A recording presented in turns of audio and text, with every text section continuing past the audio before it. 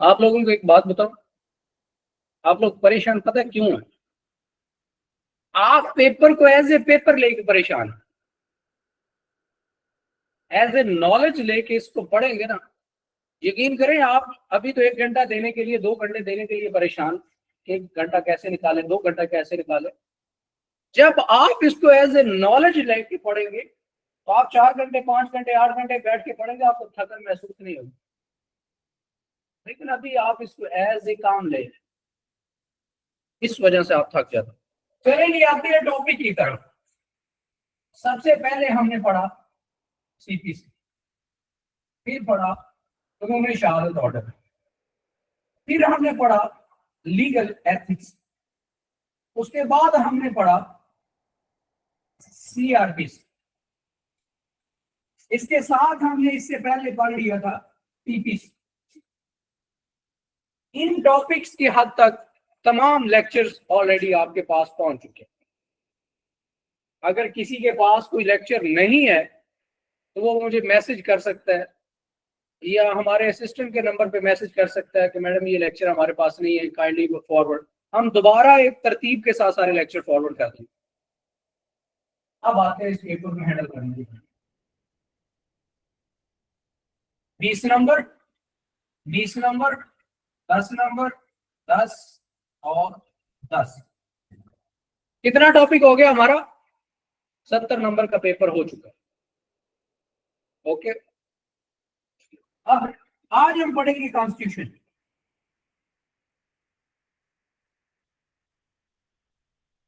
क्या पढ़ेंगे? कॉन्स्टिट्यूशन पढ़ेंगे। कॉन्स्टिट्यूशन तो पढ़ेंगे, ये भी हमारा 10 नंबर।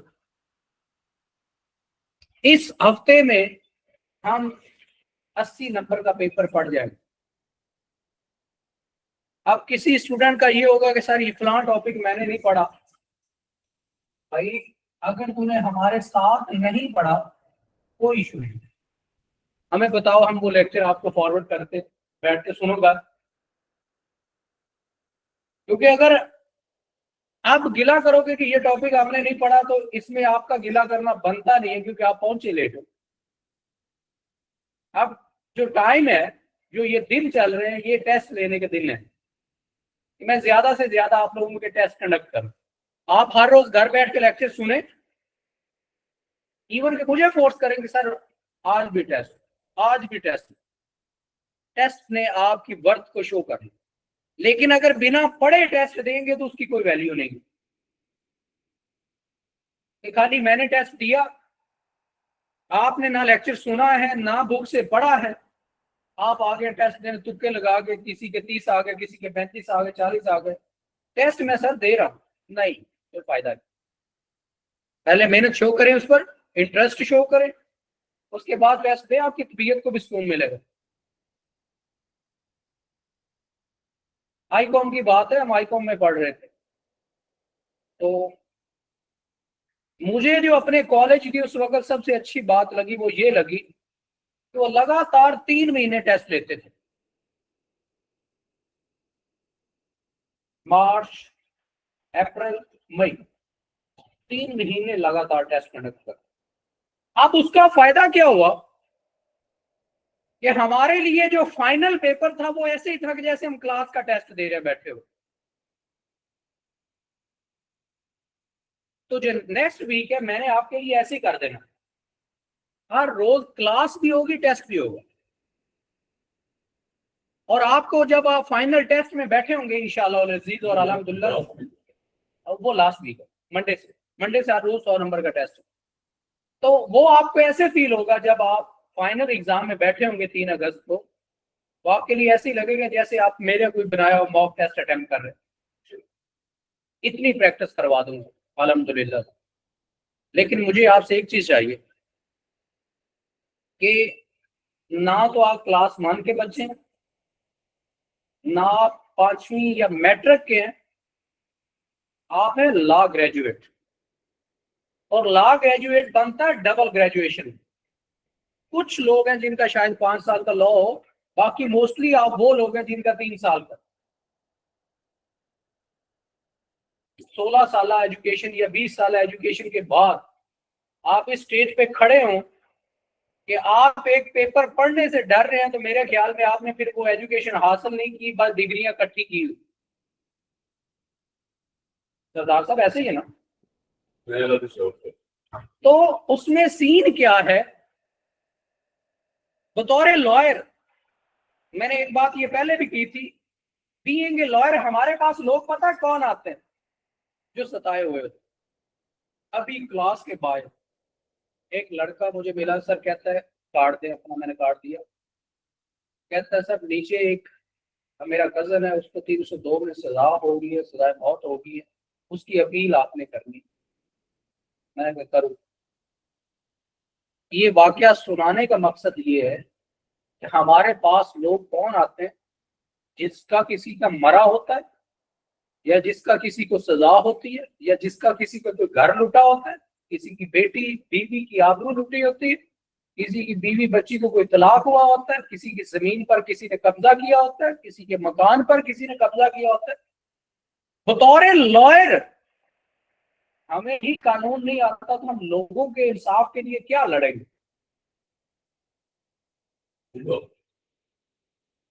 आप में से बहुत सारे लोग देहातों से बिलोंग करते हैं, थोड़े हैं जो शहरों से बिलोंग करते हैं। जो देहाती लोग हैं उनको पता है कि वो डेरे पंचायतें वगैरह हर रोज फेस करते हैं। बड़े मान के साथ लोग आते हैं वकील के पास। आज लॉयर की वो इज्जत क्यों नहीं है? लॉयर अपनी इज्जत करवाना नहीं जानता। आज भी अच्छे लॉयर को लोग अफसरों से ज्यादा पूछते हैं, क्योंकि उनको पता है कि एक कॉम्पिटेंट बंदा है, यानी इसे लॉ आता है, इस वजह से उसकी रिस्पेक्ट करो। जब आप कानून पे बात करेंगे, अफसरान भी आपको इनवाइट करेंगे, सर हमारे साथ एक खाने पे बैठे हैं, हमारा ये इशू है। मैं जो आप बात अगर मेरे साथ अगर सोशल मीडिया पे मेरे पे अटैच है या मेरी चीजों को फॉलो करते हैं, मैं आप लोगों को क्यों मिल रहा हूँ? तो भाई मुझे इनसे कोई काम नहीं, इनको मुझसे काम होता है।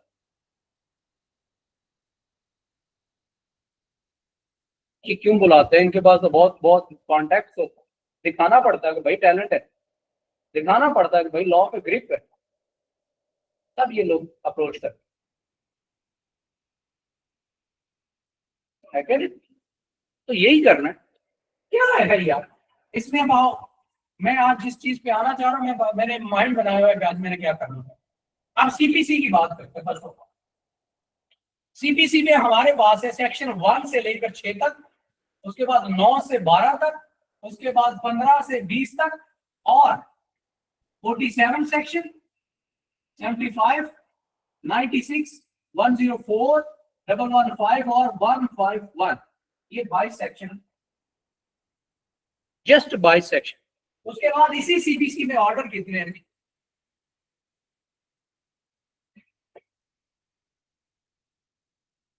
ऑर्डर है जी हमारे पास, ऑर्डर 1, 6, 7, 8, 9, 39, 41 एंड 43। 8 ऑर्डर। परसों टेस्ट हुआ, कल फिर टेस्ट है। आज मैंने टेस्ट खुद नहीं रखा, कल टेस्ट नहीं होगा, यानी थर्सडे को आपका टेस्ट है, और 60 नंबर का होगा। अब सुनो क्यूएसओ की बात कर। 166 आर्टिकल है। कितने? 3 लेक्चर्स में मैंने कवर किए हुए, मैंने आपको भेजे हैं। कवर करने को मैं एक लेक्चर में भी कवर कर सकता हूँ, लेकिन आपकी रीडिंग कैपेसिटी भी जज करनी, लर्निंग कैपेसिटी को भी देखना। अब इन 166 आर्टिकल के वन लाइनर या इसको डिटेल में पढ़ने के लिए हमें जस्ट 2 आवर्स चाहिए। कितने? 2 घंटे आप एक दफा कानून शहादत को डिटेल से पढ़ लें, मैं दावे से कहता हूं उसके बाद आपको कभी 2 घंटे नहीं लगाने पड़ेंगे, जस्ट 30 मिनट में रिवाइज हो जाएगा, 30 मिनट में रिवाइज हो जाएगा। क्योंकि इसकी पार्टीशन करो। कैसे पार्टीशन करनी? 1 डेफिनेशन है, 2 1 टाइटल है, 2 डेफिनेशन है, 3 कौन गवाही दे सकता है, 4 से 14 तक वो लोग हैं जिनको प्रिविलेज हासिल है, 15 बाउंड टू आंसर, 16 कंप्लीट और 17 नंबर ऑफ विटनेस आ जाए। 18 से 29 तक रेलिवेंसी ऑफ फैक्ट, एक पार्टीशन 30 से 36 तक एडमिशन, 37 से 43 तक कन्फेशन, उसके बाद क्रॉस आ गया, उसके बाद आ गया कि witness who can not be called as a witness, उसके बाद 47 और 48 का स्पेशल सर्कमस्टांसेस, ये जाता है 53 तक, फिर 54 से ऑनवर्ड मैन जजमेंट्स रेलिवेंट, तो ये चला जाता है हमारा कहां पे 58 तक। फिर ओपिनियन ऑफ थर्ड पर्सन आ गया 59 से, ये हमारा चला जाता है 65 तक। उसके बाद कैरेक्टर एलिमेंट हमारा आ जाता है जी 66 से 69 तक। फिर ऑरल एविडेंस 2 आर्टिकल, फिर डॉक्यूमेंट्री एविडेंस, ये हमारा चला गया, डॉक्यूमेंट्री आर्टिकल चला गया जी, ये बेसिकली तो जाता है 89 तक, लेकिन इसमें भी पार्टीशन, फिर प्राइमरी डॉक्यूमेंट्स की एंट्री, फिर पब्लिक, फिर प्राइवेट, फिर उसकी कॉपी। फिर 90 से 101 तक प्रिजम्पशन ऑफ लॉ, फिर उसके बाद है जी exclusion of oral by documentary 102 से लेकर 110 तक, फिर 111 से 113 तक वाला पोर्शन, यानी जहां पर एडमिशन की जरूरत, सॉरी प्रूव करने की जरूरत नहीं है, which need not to be prove. उसके बाद स्टॉपल आ गया, स्टॉपल के बाद आ गई burden of proof, burden of proof के बाद आ गई एग्जामिनेशन ऑफ विटनेस। पार्टीशन करो ना, 2 मिनट नहीं लगे, 2 से 3 मिनट में मैंने पूरा कानूनी शहादत आपका खोल कर रखती है। पहले पढ़ो पूरे कानूनी शहादत ऑर्डर को पढ़ो कि पहला पोर्शन किसके हवाले से बात करता है, दूसरा पार्ट किसके हवाले। और भाई मैंने तो बताया भी इस तरह हुआ है, मैं साथ साथ पढ़ाता जाता हूँ, बताता भी जाता हूँ, बाई पार्ट्स नहीं करता जाता। 2 घंटे जस्ट, जिसको 0 से यानी एक कंप्लीट उसको लर्निंग चाहिए, 2-2.5 घंटे चाहिए उसको। जिसको कख नहीं आता और जिसको पहले चीजें आती है उसके लिए तो आसान है, पहले का पता है उसको थोड़ा सा हाईलाइट करो अगले पे और उसके अगले पे 2 घंटे। इसी तरह सीपीसी में सारी 2 से 3 घंटे की। लीगल एथिक्स जस्ट 40 मिनट का काम। 134 से 175 तक इसके रूल है। और लीगल एथिक्स, और ये ऐसे पोर्शन है जिनका सवाल कटना नहीं चाहिए, सवाल कटना नहीं चाहिए, लेकिन कटते क्यों हैं, आप पढ़ के नहीं जाते। एक मैं आपको एग्जांपल देता हूँ, यहाँ पे नीचे कोई पेपर पड़ा हुआ है, ये नहीं, थोड़ा सा पेपर दीजिए, पेपर चाहिए जस्ट।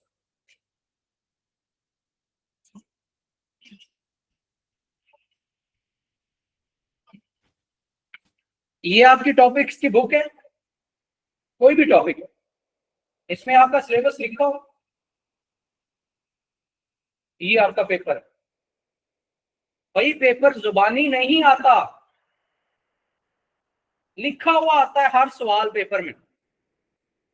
हम फेल क्यों हो रहे हैं, सवाल ये पैदा हो, हम फेल इस वजह से हो रहे हैं, हमें पता ही नहीं है आर्टिकल 150 कानून शहादत पे लिखा क्या हुआ, रट्टा नहीं मारना। हमारा ये काम नहीं है कि हमसे किसी ने जुबानी सुनना है, भाई नहीं सुनना किसी ने जुबानी। जस्ट आपने जो भी आर्टिकल है, जो भी टॉपिक है, उसकी शनाख्त करनी है, रट्टा नहीं मारना। यानी आपके सामने अगर वो तहरीर लिखी हुई आ जाए तो आपको पता होगी इस तहरीर का ये मतलब बन रहा है, उस आर्टिकल की, उस सेक्शन की, उस रूल की पहचान करनी। इसका मैं एक सवाल पढ़ता हूँ लीगल एथिक्स का। ये लीगल एथिक्स का सवाल है जी, ये 60 नंबर का पेपर था, उसका आखिरी सवाल ही पढ़ता हूँ। एज पर रूल, रूल भी ऊपर ही लिखा 143 143 of the Pakistan legal practitioner and bar council rules 1976, ये सारा उसका कानून लिखा हुआ। आगे क्या स्टेटमेंट, कुछ भी नहीं। अब शुरू होगा। Junior and younger member should always be respectful to senior and elder member, and the latter are expected to not only be courteous but also helpful to their junior and younger brethren at the bar। पूरे rule के अंदर से एक लफ्ज उसमें miss कर पहचान करनी है भैया आपने। लेकिन पहचान कैसे होगी? जब आपने लॉ सुना होगा, सुनने के बाद आपने पढ़ा होगा। खाली ये नहीं है कि हर रोज लेक्चर सिर्फ ये नहीं होता कि मैं आया हूं, आपको पहली या दूसरी या मैट्रिक के बच्चे बैठे, मैंने एक तरतीब से पढ़ना शुरू कर दिया, आपने एक तरतीब से सुनना शुरू कर दिया, बस बात खत्म, क्लास खत्म। जिस लेवल के हम स्टूडेंट है, लॉ ग्रेजुएशन के स्टूडेंट है, हमारा लेवल ये होना चाहिए कि हमें ये पूछना चाहिए कि सर मैंने इसको कहां से स्टार्ट करके किस तरह पढ़ना है। We are lawyers. हम में से किसी ने जज बनना, हम में से किसी ने जस्टिस बनना, हम में से किसी ने किसी और गवर्नमेंट पोस्ट पे जाना, और हम में से बहुत सारे लोगों ने वकालत करनी।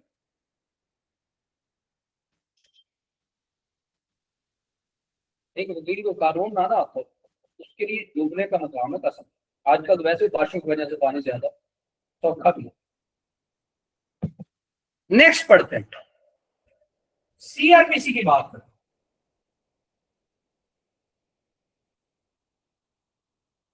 वन 134 से 175। भाई बैठो, टाइम निकालो। जिंदगी के आधे मसले डिसिप्लिन में आने से खत्म हो जाते हैं। कैसे खत्म हो जाते हैं? जिंदगी को डिसिप्लिन में लाने से खत्म हो जाते हैं। कैसे? 134 175 फजर की नमाज पढ़ के बैठो 10 मिनट, 30 मिनट में ये टॉपिक क्लियर हो जाएगा। उस पर सुनो लेक्चर कि मैं किस तरतीब से पढ़ा रहा हूँ। तो ये नहीं करनी कि बड़ा रट्टा मारना है, बड़ा कुछ करना है। तो भाई एक दफा गो थ्रू तो करो चीजें, बाकी मैं टेस्ट ले लेके इतनी प्रैक्टिस करवा दूंगा कि आप मजबूर हो जाएंगे पास होने। सीआरबीसी, इसमें हमने क्या पढ़ा? इसकी डेफिनेशन पढ़ी, फिर अरेस्ट पढ़ा, अरेस्ट के बाद हमने सेक्शन 144 पढ़ा, इन्वेस्टिगेशन पढ़ा, इन्वेस्टिगेशन के बाद प्राइवेट कंप्लेंट पढ़ा, प्राइवेट कंप्लेंट के बाद हमने अपील पढ़ा, अपील के बाद बेल पढ़ा। आप मुझे ये बताओ, बतौर वकील, क्या हमें पता नहीं होना चाहिए कि गिरफ्तार करते वक्त या गिरफ्तारी के कानून क्या है? हर दूसरे बंदे को तो नाके पे पुलिस ने रोका होता। क्या आपको पता नहीं होना चाहिए इन्वेस्टिगेशन क्या होती, कि पुलिस जब मुकदमा दर्ज करती है तो उसको किस किस तरह लेके चल सकती है? अगर वहां से बाहर निकले तो आप उससे पूछे भाई किस कानून के तहत इसकी वायलेशन कर रहा है? मेरा इन्वेस्टिगेशन का लॉ तो ये कहता है। प्राइवेट कंप्लेंट, नहीं आपका मुकदमा दर्ज करते या नहीं ऑफेंस सही लगाए, तो भाई प्राइवेट जाके इस्तगासा डायरेक्ट जज के सामने कर दो। अपील, किसी बंदे को सजा होगी, अपील का लॉ पढ़ो, अपील करो। किस किस जुर्म की कैसे कैसे अपील हो सकती है पूरा लिखो। बेल, हर बंदे पे एफआईआर होती है, हर मोहल्ले में लोगों पे एफआईआर होती है। बतौर लॉयर आपको पता होना चाहिए कि किस ऑफेंस की बेल मैटर ऑफ राइट है, ये पोस्ट रेस्ट बेल है, ये प्री रेस्ट बेल है। अगर कोई बंदा मुद्दई आपको कहता है कि यार मेरे मुलजम को जमानत गलत मिली, तो आपको पता होना चाहिए कि 497 सब सेक्शन 5 के तहत उसकी बेल कैंसिलेशन कैसे फाइल करनी। कैसे पता चलेगा? जब आप टाइम देंगे। इसको शौक बनाएं। आपको क्या लगता है ये जो रसाले जारी होते हैं, मैं एवं हर महीने ये खरीद लेता हूं? तो भाई 2200 रुपया लगता है हर महीने का इनके आने का। बंदे के पास जितना मर्जी बातों पैसा हो, लेकिन ऐसे दिल नहीं करता। किसी मकसद के लिए दिया, आप किसी को बिना बिला वजह फिक्स तौर पर 500 देना शुरू करते हैं, आपको हजम नहीं होगा। कोई भी बंदा जितना मर्जी मालदार चीजों के बदले में दे रहे होंगे, जो कोई चीज आपको थोड़ा बहुत फायदा दे रही होगी, आप 500 क्या 1500 भी देंगे, 15,000 भी देंगे, आपको पता है कि इस चीज का मुझे फायदा होगा। एस एम जफर अपनी किताब में लिखते हैं, मेरे मशहूर मुकदमे में, कि मुझे वकालत इस वजह से भी पसंद है कि मेरे पढ़ने की लोग मुझे फीस दे रहे होते।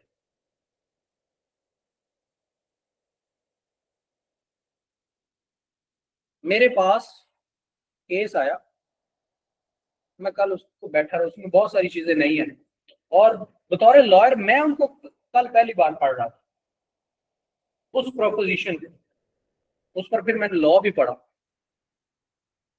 उसमें फायदा किसका हो? बज़ाहिर क्लाइंट को फायदा हुआ है उसके केस के अंदर, लेकिन मेरा वो फायदा जिंदगी भर के लिए होगा। अब उस तरह का मेरा कोई भी केस आएगा, मुझे उतनी रिसर्च से वो कानून नहीं पढ़ना पड़ेगा। मैंने एक बार पढ़ा वो कानून, उसका स्केच, उसका ढांचा, उसका प्रोसीजर मेरे ज़हन में आ गया, यानी मेरे पढ़ने के लोग मुझे पैसे देते हैं, इससे बड़ी क्या अपॉर्चुनिटी।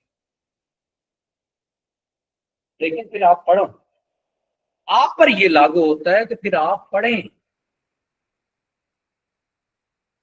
ताकि लोग जो आपको पैसे दें वो हलाल करें। पीपीसी की बात करें,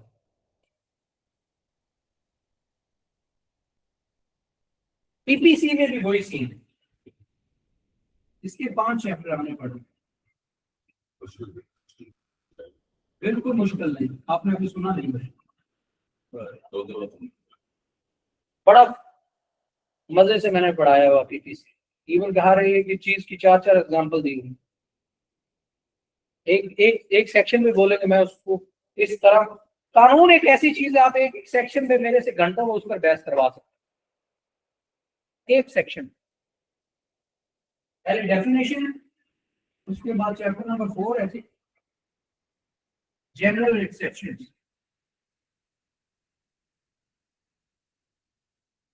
ठीक है। उसके बाद चैप्टर नंबर 16, ये चैप्टर नंबर 2 है डेफिनेशन, ये चैप्टर नंबर 4 है जनरल एक्सेप्शन। उसके बाद है ऑफेंस अफेक्टिंग ह्यूमन बॉडी,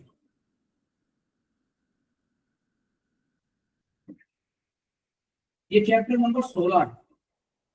एक इंसानी, यानी ये चैप्टर स्टार्ट होता है सेक्शन है, ये डेफिनेशन है, ये 6 से ऑनवर्ड 52 पर जाता है सेक्शन, और ये जाता है ये सेक्शन 76 से 106 तक, और ये चैप्टर जाता है जी 299 से 338 तक। Offence affecting the human body, एक इंसानी जिस्म पर जो भी चोटें आती हैं, चाहे उसकी चोटों से मौत भी हो जाए, वो सारा इसमें, यानी 302, 332, 324, 337, 338, सारा यही है। बंदा मरता कैसे है, बंदा टूटता कैसे है, बंदे को फांसी कैसे होती है, किन जुर्म में फांसी होती है, किन में जुर्माना होता है, किन में दियत होती है, क्या किसास, सारा इस चैप्टर में लिखा होता है। पढ़ो तो सही, एक दफा बैठ। इसी का नेक्स्ट चैप्टर है 16A, wrongful restrain and wrongful confinement, यानी गैर कानूनी तौर पर किसी को रोक के रखना या गैर कानूनी तौर पर किसी को कैद करके रखने की सजा क्या है, किडनैपिंग, अबडक्शन, ये सारा इसमें है, जो इससे का नेक्स्ट चैप्टर 339 से ऑनवर्ड। फिर हमारा क्या चैप्टर है, फिर है इसके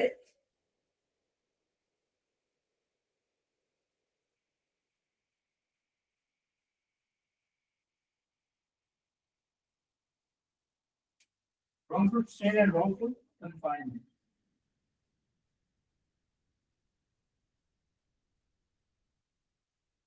आपको मजीद बात बताऊं, हम जब मैट्रिक में पढ़ रहे थे तब हमने डिक्शनरी खरीद के रखी हुई थी, अब तो हर डिक्शनरी इस फोन में है, ये बहुत बड़ी चीज है।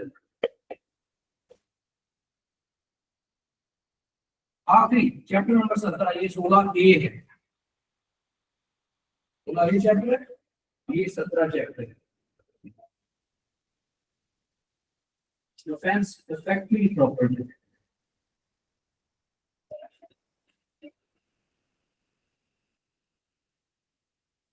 यानी ये फिल्म स्टार्ट होता है हमारा, सॉरी चैप्टर स्टार्ट होता है 378 से, उसके बाद है हमारा 462 पर 362, 462, इसी में है सारा कुछ। चोरी कैसे होती है, डकैती कैसे होती है, रॉबरी कैसे होती है, 406 क्या है, 420 क्या है, किसी के घर में घुसना क्या है, हाउस ट्रेसपास क्या है, हाउस ब्रेकिंग क्या है, लुटिंग हाउस ट्रेसपास क्या है, सारा इस चैप्टर में सारा कुछ आपके पास। क्या हमें पता नहीं होना चाहिए कि वही रात को नकबजनी की क्या सजा है, दिन को नकबजनी की क्या सजा है, कानून इस पर क्या कहता है? लेकिन हम क्यों नहीं पढ़ते? हमने कभी किसी चीज को सीरियस लिए ही नहीं। और हम तो हद तक इतने शहजादे हैं कि हम जिंदगी को भी सीरियस नहीं लेते।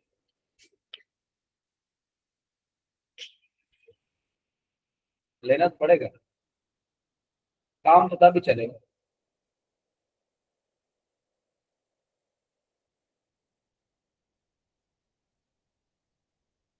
उसके बिना तो काम नहीं चलने।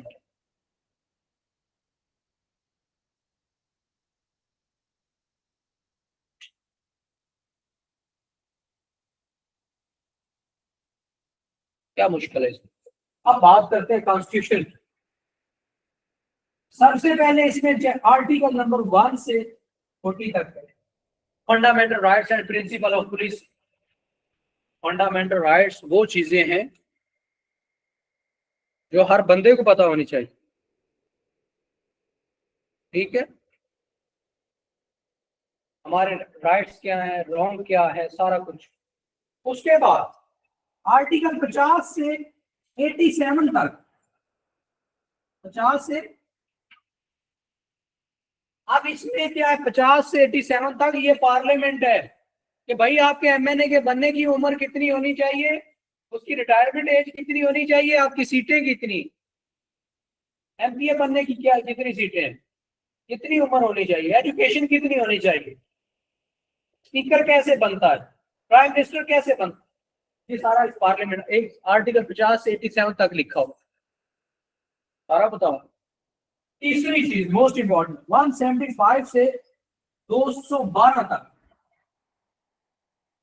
जुडिकेचर, अदालतें। एडजुडिकेशन मतलब अदालतें। आपकी कोर्ट्स क्या है, हाई कोर्ट के जज कैसे आते हैं, सुप्रीम कोर्ट के जज कैसे आते हैं, उनकी रिटायरमेंट एज कितनी है, उनकी तादाद कितनी है, कितनी एज में जज बन सकते हैं, इसमें लिखा होगा। कौन सी रॉकेट साइंस है जिसको पढ़ने के बाद हमारा पेपर पास नहीं होता? ये पश्तो में पेपर आता है, फारसी में है या चाइना में आता है, उसी लॉ में आता है। लेकिन थोड़ी सी तो हिम्मत दिखानी पड़ेगी ना, हमें भी लॉ पढ़ कर आकर कुछ तो करना पड़ेगा। आज का यही लेक्चर राय रास्त, इस लेक्चर का नाम है राय रास्त, आपकी डायरेक्शन सेट करने। एक चीज पढ़ना हमने सारा है, ये 3 चीजें, सीपीसी, क्यूएसओ, लीगल एथिक्स, ये रोज पढ़ने का मामूल बना। यानी लीगल एथिक्स के 10 सही होने चाहिए भाई आपके। तो बंदे को पता हो ना कि 40 में से 10 नंबर आने हैं, बंदे को लुड़ियां डालनी चाहिए कि यार ये तो पक्के हैं। पीछे कितने रह गए? 40 रह गए, 10 ये हो गए। 166 आर्टिकल है। मैंने आपके अभी कल टेस्ट लेना 2, और उसके बाद फिर टेस्ट है। इस हफ्ते में 3 टेस्ट करूंगा मैं, और नेक्स्ट पूरा हफ्ता टेस्ट 6। वो उतने आपके क्वेश्चन नहीं बने, आर्टिकल नहीं जितने मैंने सवाल पूछ ले। पेपर पास चाहिए होता है मुझे, बस और कुछ नहीं चाहिए। ओके, अभी के लिए अल्लाह हाफ़िज़। पढ़े जाओ, कल के टेस्ट की तैयारी करें। 60 नंबर का पेपर आएगा कल।